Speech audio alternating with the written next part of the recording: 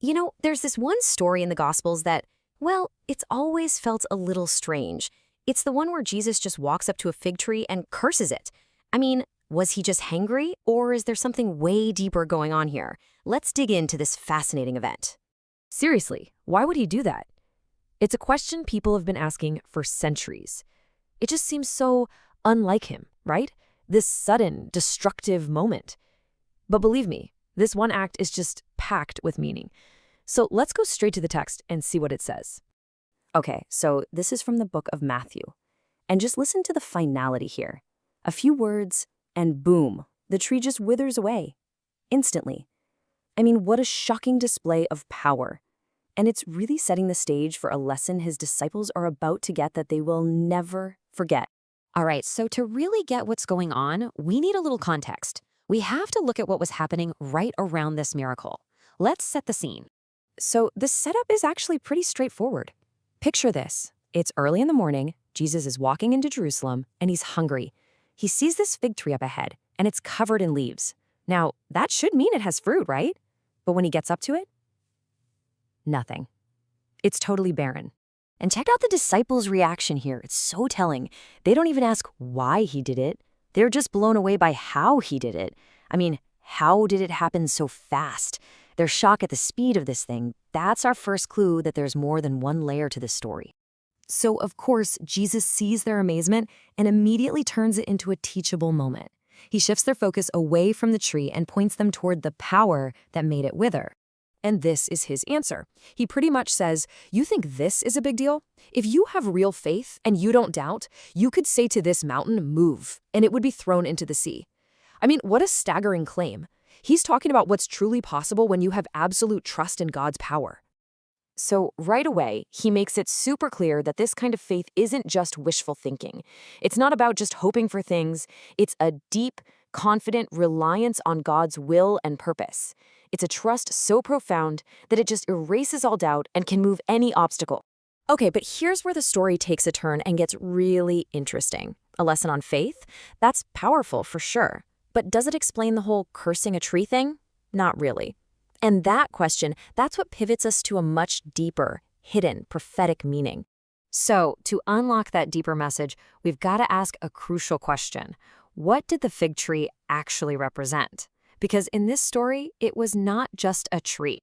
You see, Jesus wasn't just teaching with his words here. He was teaching with his actions. This whole event was what you'd call a living parable. It's a physical act that tells a spiritual story. The cursing of the tree was the message itself.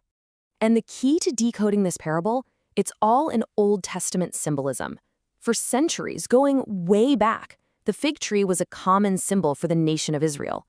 A tree with lots of fruit meant a faithful nation. A tree with no fruit, well, that meant an unfaithful one. I mean, look at the prophet Jeremiah. He used this exact image, a fig tree with no fruit and fading leaves, to talk about God's judgment on an unfaithful Israel. So this was a symbol his audience would have understood instantly. And it's not just Jeremiah. We see it again in the book of Micah. The prophet is basically speaking for God, saying he looked for spiritual fruit among his people, but found nothing. So the connection between being fruitless and spiritual failure is crystal clear. Okay, so this really brings the symbolism into focus. Think of it like this. The leaves on the tree, that's the outward appearance of religion. The temple, the sacrifices, all the rituals.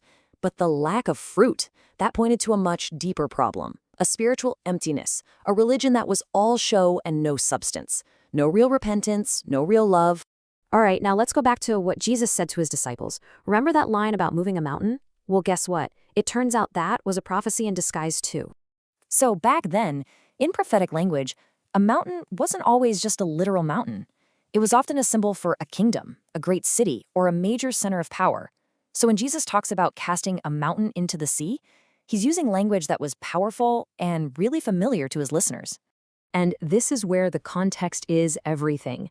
He says this while he's standing right near Jerusalem. So when he says this mountain, there's no doubt what he's referring to, Mount Zion, the very place where the temple stood, the temple he had literally just cleansed the day before. So let's put the pieces together. The mountain symbolizes the temple and Jerusalem's entire religious system. The prophecy is that this mountain will be cast into the sea, which is a symbol for being completely overthrown. And the fulfillment of that prophecy? Well, it happened. Just a few decades later, in 70 AD, the Romans came in and destroyed Jerusalem and the temple, bringing that whole system to an end. So you see, this isn't just one simple story with one simple meaning. It's a single event, but it's carrying two really deep, interconnected messages at the same time. On one hand, for the disciples right there with him, it was a direct lesson. True faith, aligned with God's will, can do the impossible. But on the other hand, for the nation as a whole, it was a living prophecy. It was a stark warning that the religious system centered in Jerusalem, which had become spiritually fruitless, was on the verge of judgment. And that's key. The withering of the tree wasn't just about destruction. It was also about making way for something new. It symbolized the end of an old, empty system and the beginning of a new covenant, one founded not on rituals, but on the kind of living, active faith he had just been talking about. So, in the end, what starts out looking like a really strange, kind of random act, well, it turns out to be this masterfully woven teaching. It's a powerful, practical lesson in faith, and at the exact same time, it's a profound prophecy of what was to come. And that really leaves us with a fascinating question, doesn't it? If a story that seems as odd as the cursed fig tree can hold so many deep layers of meaning, well, it makes you wonder, what other simple stories are out there just waiting for us to uncover the message hidden right below the surface?